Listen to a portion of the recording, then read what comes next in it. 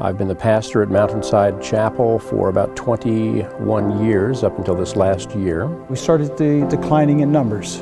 We sensed that we would have to make some decisions, and so that's why we started looking around for the best decision to make. There may be congregations who feel like they're at the end of the rope and it's the end of the line. But God is doing something new out there, and your church could be part of it. The best days might have been at the very beginning when it started over 190 years ago. It's probably never grown more than a couple of hundred to 300 people. Probably the decline began in the 70s, the late 70s, and that just continued. It was not possible for me anyway to effect a turnaround. We would have to make some decisions. My daughter, one day in talking, she says, "Oh, you know, Dad, Liquid is looking to open up a campus in Union County." Liquid is a different kind of church. I think when people hear the name Liquid Church, they assume we're a cult or a drinking fraternity. But we named our church Liquid for a simple reason.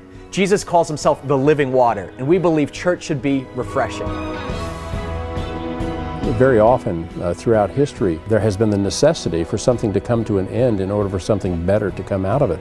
The death and the rebirth of an organization. Churches go through that. And if there is wisdom and prayer applied to the process, it can be a very sweet thing. And I believe that's what's happened here.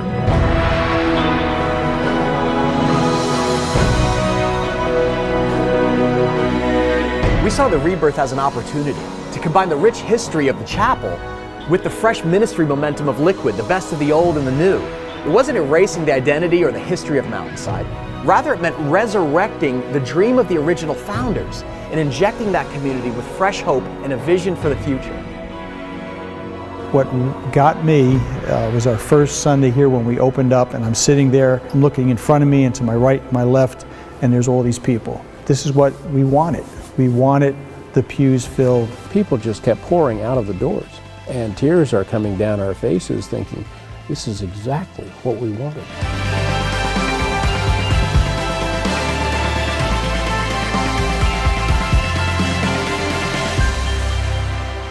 We call it our miracle at Mountainside.